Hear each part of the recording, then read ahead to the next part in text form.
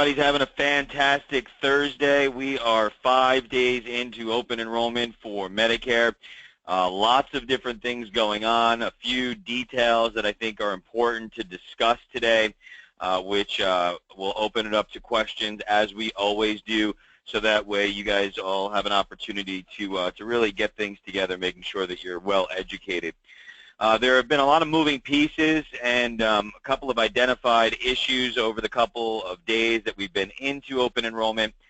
So I want to touch on some of those areas, make sure, again, you guys are educated. So one of the big things that we've had is some confusion on what is going on from a network perspective. The network guidance, we sent this out yesterday. I'm not quite sure if you guys have received it yet, if GIG is sent out. But there is a job aid that is available that I want to discuss. And what this does is help give us a little clearer guidance, because there's been some confusion with Medicare on searching for Select, for the MyTime, the MyTime Plus, and what provider directory, what do you select once you're in the provider directory. Now, normally you think, okay, that's really simple.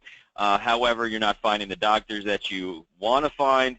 So let's kind of take a quick walk through this document, and I think Mr. Falco will send it out to everyone or put it into your drive. So as you're searching for doctors, when we went to the roadshow, there was a little confusion. There was some other confusion that was, what do you look for? So this document is something that I requested Florida Blue to put together, and making sure that you understand when you're looking for the PCP network, specialists, and facilities, you understand what you're searching for. We have noticed that there are some inconsistencies, as can be imagined, with the online provider directory. Shocker that Medicare is here and these things kind of happen from the carrier. But what we are doing is really working with Florida Blue, identifying any problems, communicating that back to Florida Blue leadership and network, so that way it can be resolved. So this will help give you some guidance. This will also help give you some guidance when you're looking for formularies and pharmacy networks. As we know, there are a couple of different formularies that we have available, and we have these two comprehensive formularies that are at your fingertips. These are also located in MyPrime. Now, one of the big issues that I've seen or I've kind of identified from a lot of you that we've been talking about, I want to show you pretty clearly, I think it'll make a lot of sense, is when we're searching for drugs and we're using MyPrime. Now, we are talking specifically about Medicare right now, so those of you that are chomping at the bit to get to ACA, I am as well, but we have a couple of more days until those things are released. Blind shopping is still not open, so let's talk a little bit about Medicare first. Go into your continue without signing in. Then we will simply go here, and we are going to pick our plan, as we've talked about before. This should be old hat. Everybody should know this. Part D member, yes or no, plan year, and then the product type. So let's just look at the MyTime, for example, and we know that in the MyTime, those are specific to certain areas of the state. But I think where we're having problems is we're not drilling down specifically enough when we're looking at package size. So package size and the delivery method does make a difference. So let's use Oxy for an example here. And what I want you to notice is that you're going to see capsule and then you're going to see tablet. Now, in years past, in the way that things typically had been treated with Florida Blue and most carriers, there wasn't a huge difference between capsule and tablet. Well, those times have changed. So if you're going through and you're looking to search for this particular drug, and let's just say you're going through it quickly, and as you're going through it quickly, you just select the capsule, and you're going through, and this is the same thing going to be represented on Medicare.gov if you're using that as your search criteria. You're going to notice that it's not on the drug list, not on the formulary. You're going to be scratching your head, and then you're going to go and you're going to open up the formulary list. So if we were to look at the formulary itself, let me just kind of get over to a formulary that we've got. Bear with me for 1 second. So we have our paper formularies. Computer's just going a little bit slow today. As you guys know, you have all of these materials in your Dropbox as well. So if I pull up the formulary and I look for oxys, do a find, and as I hit return, my computer will eventually catch up with me. I'm scratching my head and I'm looking really quick and I see oxycodone, no problem, HCl, 5 milligrams. I go back here, what is wrong? Oxycodone. It's the type of delivery method, the capsule. So if I go back and do my search and I select the tablet, now I will find that this is also available on a Tier 2 generic. So some of your customers may say, well, I only want to take one or the other. If they are taking the capsule and they're not willing to switch to the tablet, that is going to be a formulary exception, an appeal that's going to have to be filed for that to get that drug added to that member. So it's just coming up a lot. Metformin has been coming up in the same capacity. So when you're having these discussions with your members, please make sure that you really fine-tune it. And if somebody tells you I take 5 milligrams of oxys, are you taking them in the tablet or the capsule? Again, in years past, it wasn't as big of a deal, and who would think that there would be that much of a difference? But the cost under my prime and the way things are covered and not covered, because the marketplace has changed so significantly, this is coming up more, and you need to be aware of it.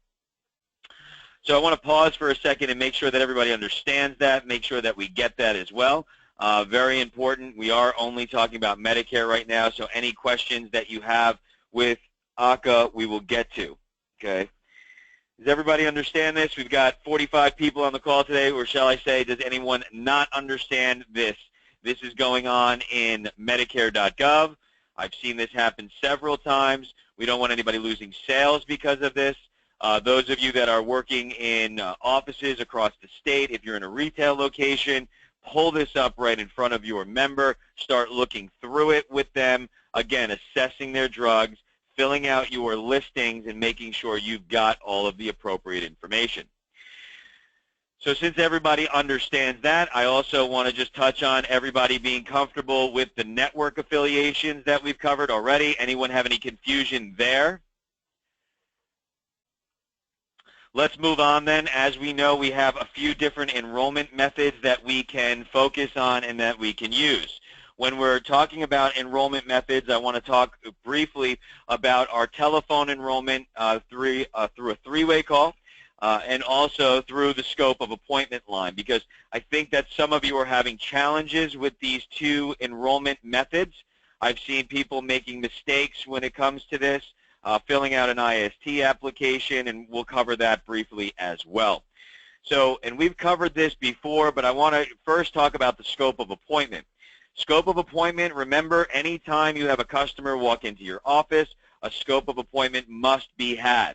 If that is going to be looking into the eyes of your Medicare beneficiary and you are having a conversation about Medicare in any capacity. So typically if somebody walks into your office, you can fill out a paper scope. Some of us don't like paper, so therefore we have a telephone scope of appointment line that you can see on your screen here. Now, in the scope of appointment line for the telephone, this is how it works. If you haven't tested it, you should test it yourself. Do a fake scope of appointment with a friend or family member. Remember, it's a scope of appointment, so it just sits there unless it's needed.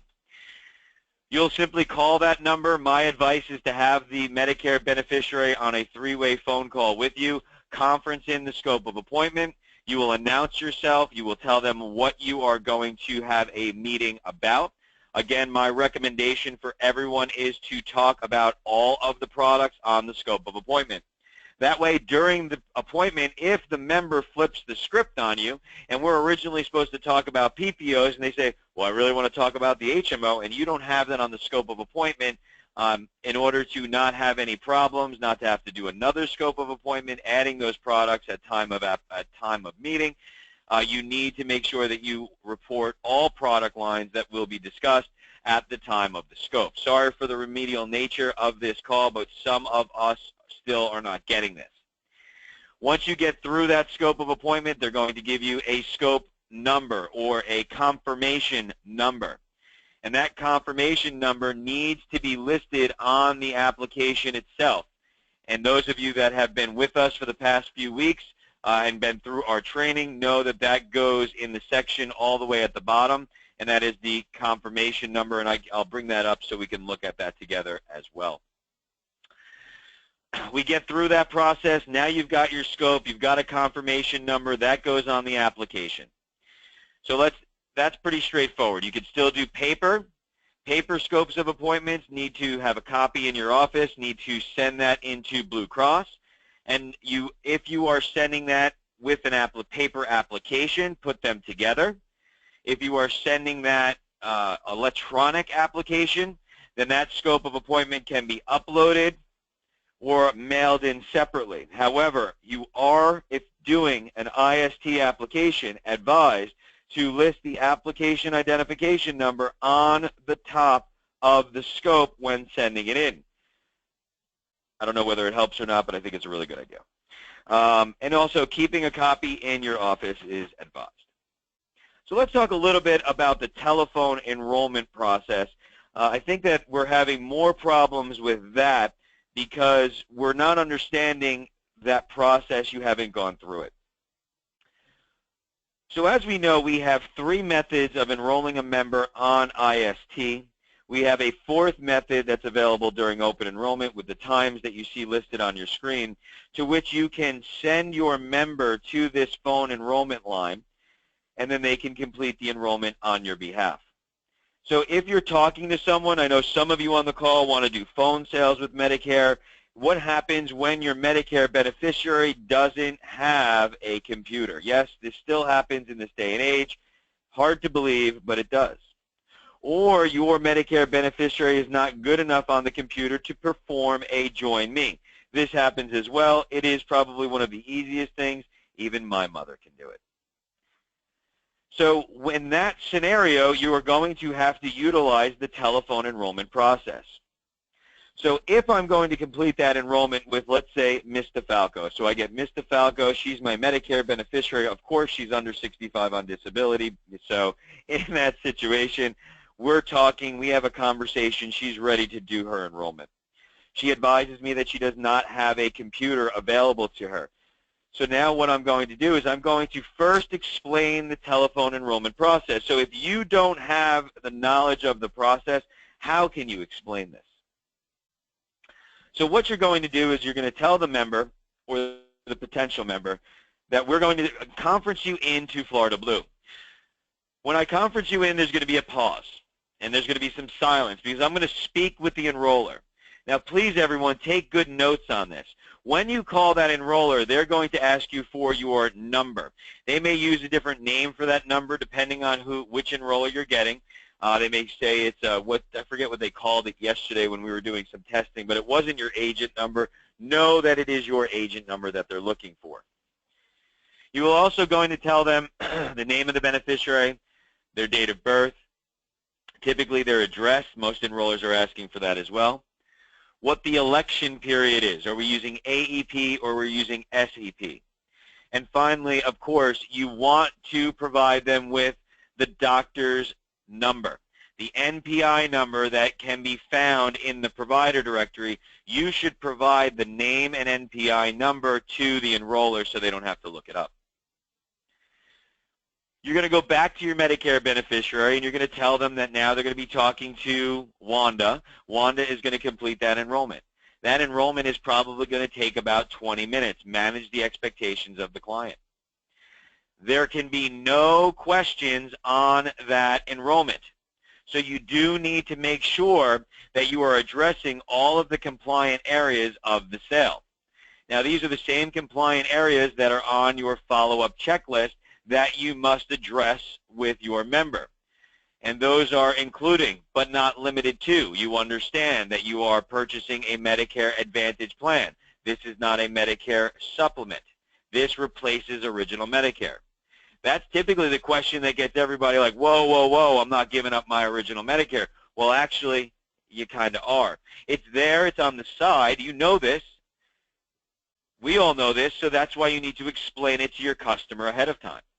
You must explain late enrollment penalties, so that way when the enroller says, how do you want to pay for the premium if there is a premium due to late enrollment penalty or for Part D, how are you going to pay for that? You can't have the member say, whoa, whoa, whoa, whoa, whoa. My agent told me that this was free. So you can understand, you can have to also explain the donut hole, because if they explain the donut hole to them and it makes them more confused, well, then that causes more of a problem. And then again, hold on, what happens? Whoa, whoa, whoa, whoa, my agent didn't tell me that. Any of those types of scenarios, including asking about their doctor affiliation, asking about a copay, all will stop the process, and you will have to restart that process. So manage the expectations of your customer. Tell them that this is going to happen. Go through your checklist at that point in time, making sure that they all know these compliant areas and they don't ask any questions. At the end, they will be given a telephone enrollment number or confirmation number.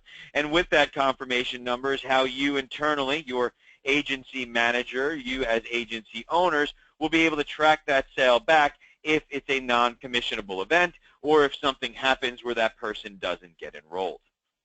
So we always ask our members to call us back afterwards and give us a ring back and say, hey, give me that number.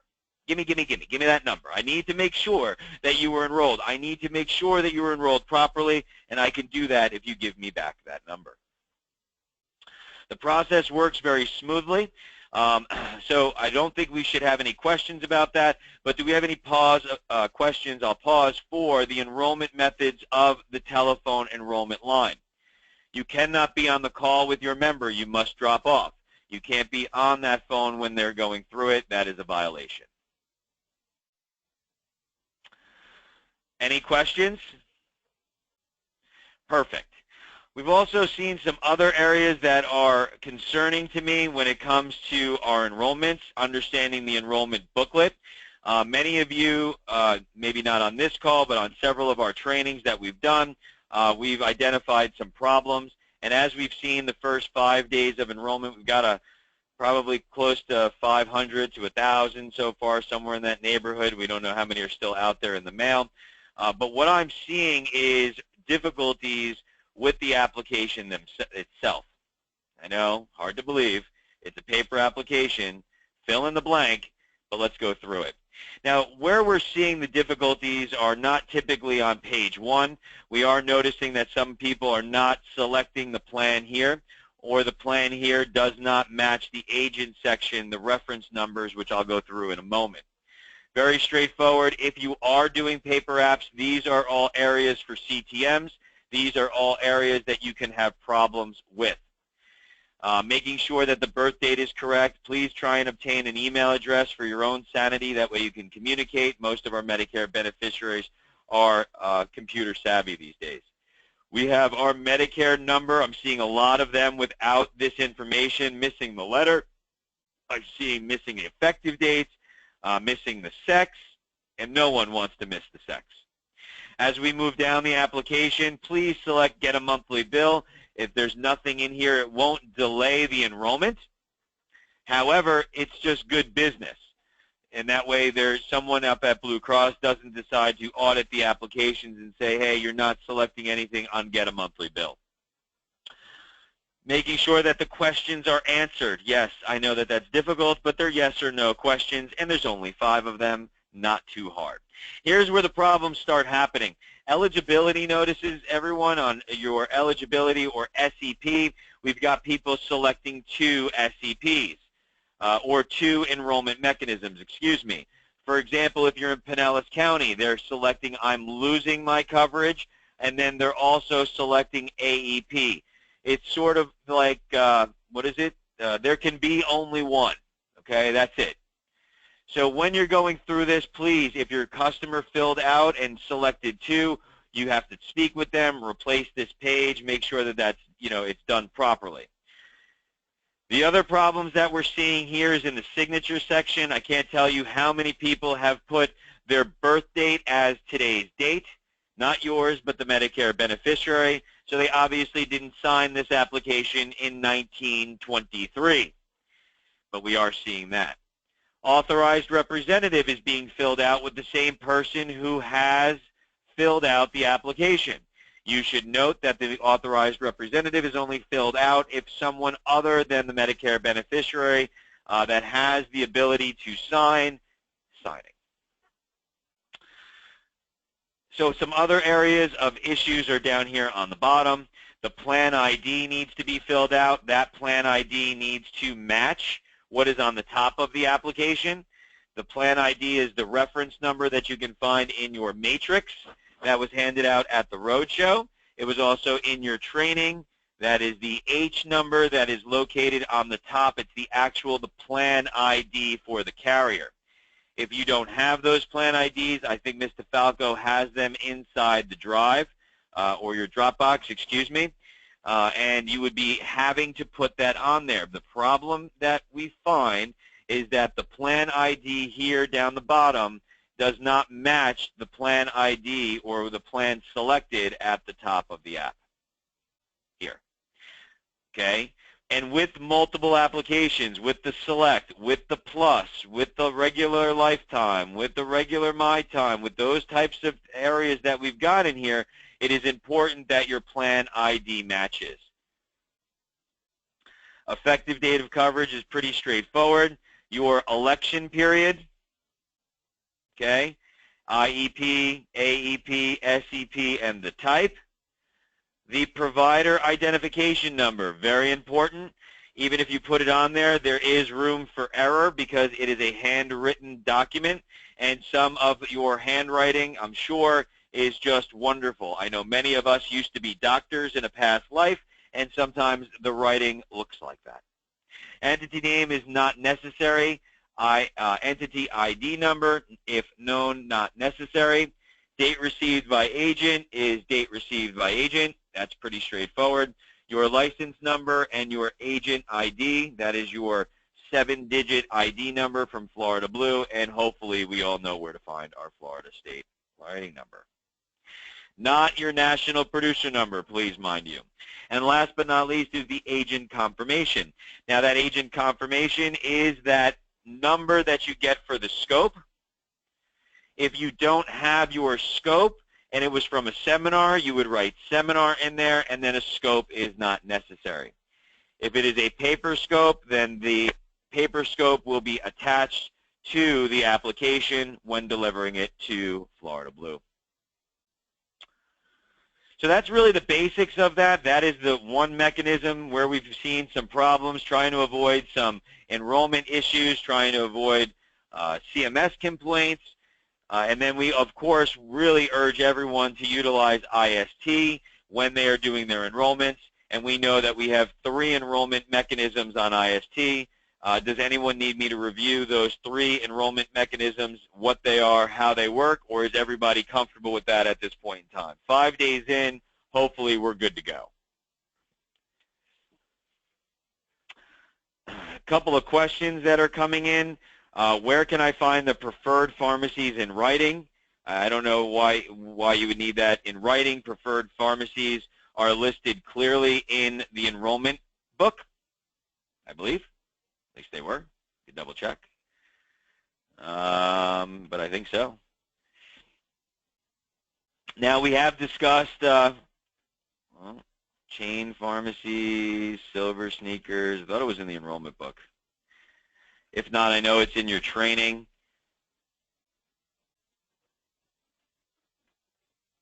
Yep. Are paper network books available? No, they are not. I know that's absolutely crazy, Bill, but they have not printed any directories this year. We are going out and printing them. Those of you that are doing seminars, you know, we internally as our agency, what we've done is we've actually invested in some tablets and some other things, trying to make that a useful tool. Unfortunately, it is not available out there. A lot of agents are bringing a couple of extra iPads out, bring an iPad to a meeting, letting the customer look through the provider directory while you're doing your enrollment, and then you can go from there. So just really quickly, everybody is comfortable with our enrollment mechanisms that we have? Is anybody not comfortable with them? When using the scope line, do you have to still schedule an appointment for 48 hours? Yes, that's a rule of a scope unless it's a walk-in. So the rules of the scope is it's got to be in advanced, as much advanced as you possibly can. 48 hours is what we're looking for. That's a CMS regulation. However, if the person does a walk-in to your office, then they just happen to show up, then of course you would do that scope of appointment either telephonically or paper as a walk-in. Dropbox you have from Mr. Falco.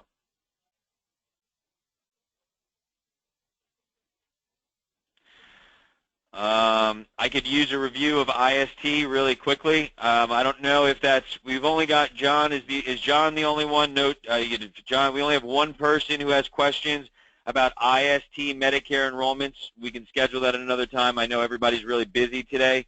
I know that we've covered that in the past, so I don't want to take everybody's time. I'll have to apologize, John, but I think everybody else seems to be good unless we've got more people with that problem.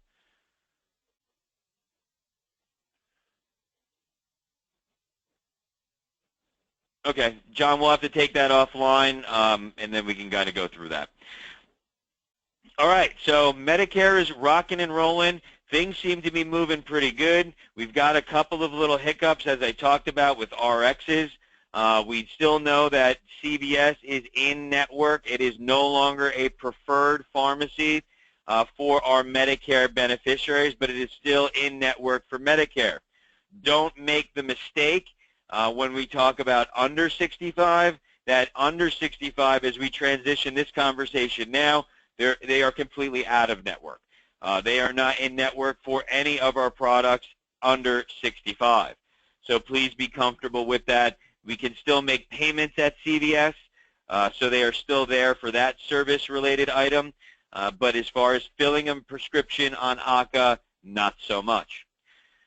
We're hoping that blind shopping was supposed to be released already. It is still not out. We've got 10 days till open enrollment. So what are we doing for between now and November 1st? Well, what we should be doing is setting appointments. What we should be doing is engaging our members, talking to them, and getting them ready to rock and roll. You are not going to have time otherwise. We are going to, the one thing that is hurting us, again, is time. You know, we've got an election that is going to be, a circus. We have got all of these things going on. People's minds are elsewhere. You need to get in front of everyone. You need to make sure that your teams are ready.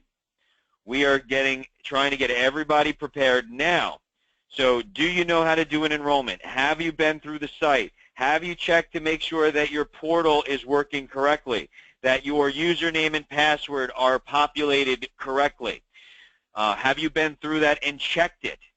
Some of you may be scratching your head saying, I don't understand what he means. Let's show you really quick. So when you log in, can you log in? Can you get in here? Have you looked around? I know there's a lot of new agents on your teams. These are things that you need to be spending time with. We are spending so much time with education to be prepared. Process an application. Get out to that marketplace. Make sure your pop-ups are working when you're going out there. Remember, we've got our 3 options here, or we just simply go to Marketplace. Go to Marketplace directly is for that, what you would think. Off Marketplace is not done there. When you get out here, you will have your username will be populated here, as you can see. If there is anything other than your username that gains you access to portal.cms.gov, you got a problem. You need to get your information over to Blue Cross so you can have access. I would advise doing this yesterday. Don't wait until the last minute. Those of you that are not 100% what I'm talking about, if you go to portal.cms.gov, your username and password combination that gets you in here to this portal, the enterprise portal, is the same username and password combination that you would use here. Now we have the CAPTCHA. Log in, it will authenticate, and it will bring you out to the marketplace. As we know, for 2017 enrollments, you have to search for that application. Once you search for that application, if you cannot find it, only at that point will you be given the opportunity to start a new application. So for example, if we were looking for John Doe,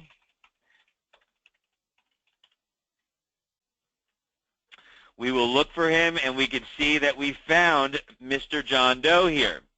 At this point, I would update the application. When we get to open enrollment, we will be able to then progress and take him to 2017. We could do life events here, but if we could not find it, or this is not the right John Doe, then what we would do is click the button, create a new application. And at that point, select the coverage year of what we were looking for. Obviously, we can't select 17 because it's not here yet. Once November 1st rolls around, you will have the option for 16 and 17 because you will have SEP availability if it's a true SEP, or 17. I would clearly advise all of you that if you're going through that, be very leery of SEPs during open enrollment because that they have to be true. They are going to have to be identified and proven just like we're doing now, so you have to be careful with that. We've already covered going through an application. Those of you who have not been through an application, go create one. Don't submit it, but get out there, bring it back into Florida Blue, return to the issuer website, so that way you can see how that pathway is going to function, and the first time you do it is not on November 1st. I had a conversation with a very seasoned agent. He's told me he's been in the business for 30-plus years. Fan-friggin-tastic. And he says, well, I went to go do an application at a customer's house the other day, and I got to tell you, I was really confused. It was the first time I went through it. I was mind blown that this agent was waiting to do his first application and never gone through the application process without a customer. It's just not good business. If you've got teams or you've got assistants that are working in your office pulling quotes, make sure that all of this stuff is done now. Do some load testing, so to speak, and make sure that you get all of your clients, talking to them, do some mock calls, make sure that you get a little bit of pressure on your team, because if your team is not ready to go, like if they're not on the phone and already working at 9:05 in the morning and they're supposed to be starting at 9, that's a problem. Ha. So, lots of moving pieces. You guys all have to have your Skillsoft done at this point. So Skillsoft is located in the sales and training. There is a CBT that needs to be completed. It is a compliance CBT that needs to be done, needs to be completed. I am locked out. Otherwise, I'd show you what it looks like. Gotta love technology. Other important information, if you're educating your teams, the agent toolkit for under 65 is really spectacular. We've talked about this, a lot of useful information in here.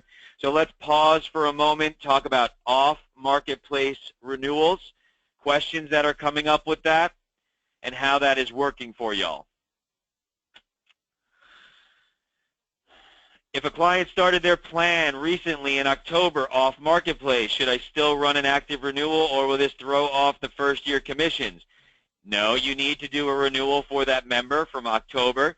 Now you should do it if it started October, as long as that policy has effectuated, as long as you've got a contract number and you can confirm that that policy is in force, you will be going through and doing the renewal. Your renewal will be for 1/1. Please be advised, everyone, for off-marketplace renewals. Off-marketplace renewals do not require a payment. Let me repeat that. Off-market does not require a payment. If they're a current Blue Cross member, don't collect any money. But that's only off-marketplace. A whole different set of rules when we're talking about on-marketplace renewals and on-marketplace payments. We sent out a how to make payment option to everyone. You should have reviewed that. There are some job aids that you should review, and you should really make sure that you're comfortable with that. We can talk more about that next week when we get closer to on-marketplace engagement. A client received an email from Florida Blue stating, congratulations, you're all set for 2017. Why is Florida Blue handling the renewals when they want us to do active renewals? I haven't heard that. If you get that letter, we'd love to see it. Send it to Gigi. Will paper bills for under 65 be available? Yes, they will. Actually, as of today, if you went in and did an application, you are, and I haven't checked it, you should be able to schedule a future payment on a new piece of business. Off marketplace, if they are not making a plan change, you don't have to do anything correct, but you will not be paid for an active renewal if you don't do anything.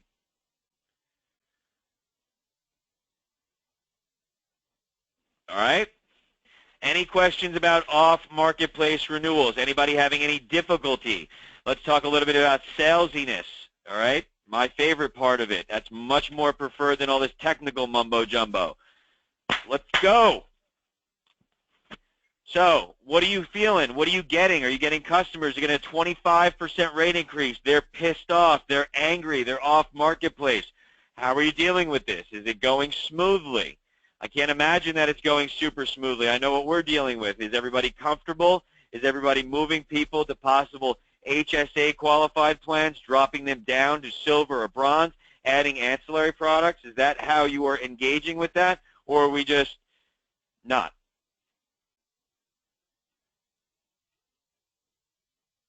Okay. We don't need to talk about it. So I think everything is really ready to rock and roll. Things seem to be going pretty smoothly overall. Do we have any general questions before I let everybody go today?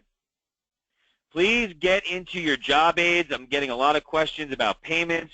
What kind of payments are available? This is all in your training in Skillsoft, billing, and enrollment. This is stuff that you really need to make sure that you're comfortable with. We've talked about it. There are some documents that are in your Dropbox you need to review. You need to make sure that you're getting involved with that stuff as well. An off-marketplace member is a 1424 takes Humana specialty medications. She currently receives a coupon from the manufacturer, making her copay $150. Can this be used at renewal now that the drug tiers have changed? For brand drugs versus generic, you cannot have a benefit of a coupon according to Skillsoft. The benefit of the coupon does not attribute towards or count towards the out-of-pocket maximum. What had happened before and in previous years is if I had a coupon, that $800 that the coupon was getting me is that $800 was also going towards the out-of-pocket. Can you hear me? Good. So you have to understand that it's not that they can't use the coupon, they can still use the coupon, but the money towards the coupon used to count towards the maximum out-of-pocket, and now it does no longer. While we're on the topic of drugs, I do want to talk about medically necessary drugs for 2017. So in 2017, medically necessary drugs that have a generic available on the formulary will not be covered. Florida Blue was the last of the carriers to allow someone to get a name brand drug if it was on the not on the formulary if it was medically necessary. Well, that has now changed. Now we are following suit with all the other carriers. So if I am supposed to take Synthroid, the name brand drug for Synthroid, but there is a generic available, and I have to take the Synthroid, it's not covered. In fact, I'm going to get a penalty, and that's just the way that that's going to work. Unfortunately, that's the way it goes, but that's how everybody treats it these days now.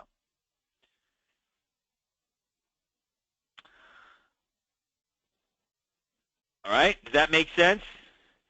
Many customers upset with the large rate increases, absolutely, so they want to check with the competition. Any suggestions? What competition?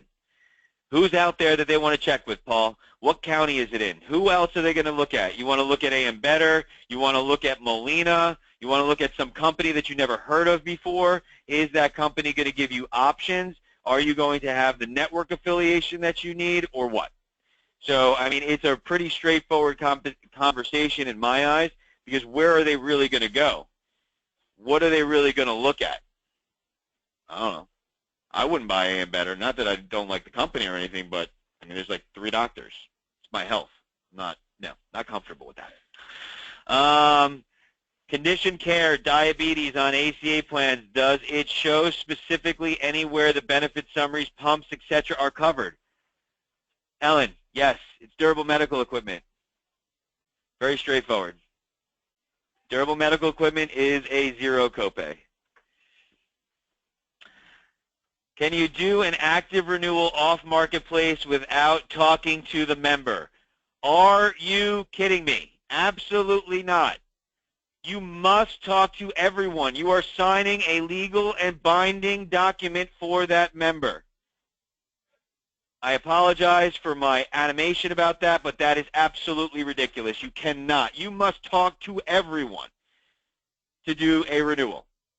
Now, if you have a conversation with someone and they don't want to do it then, you could sell them the telephonic enrollment. That's completely acceptable. However, you cannot do an application without being on a Join Me and having that done. Crazy as it sounds, I've had 3 people with Christian Ministry and Colonial Life Agent. We've seen that more, Doug. That is a kind of self-insured plan. We've done some research on it. There are like 6 companies in the nation that have that Christian Ministry program, but there's underwriting. So you're not going to lose any unhealthy people to that plan. You might lose some young, healthy people, but I've looked at the underwriting. Not only do they do underwriting on health, they do underwriting on moral standings. So I'll give you an example.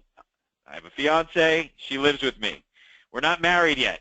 I wouldn't be able to get the plan.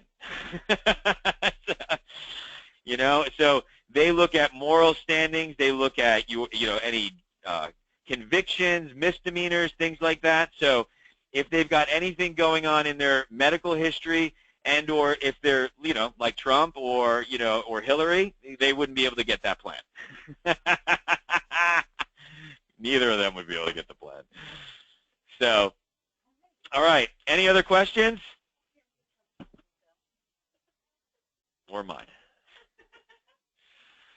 All right, everybody. Let's have a good time with this. Open enrollment is here. I know we're all working hard. It's time to really make it, go, go, go. It's go time. It's time to make it happen. Rubber hit the road. We should all be super busy. Nobody else has any other questions. I'm going to let everybody go for the day. Going once. Going twice. Sold. Have a good day, everybody. Talk to you next week.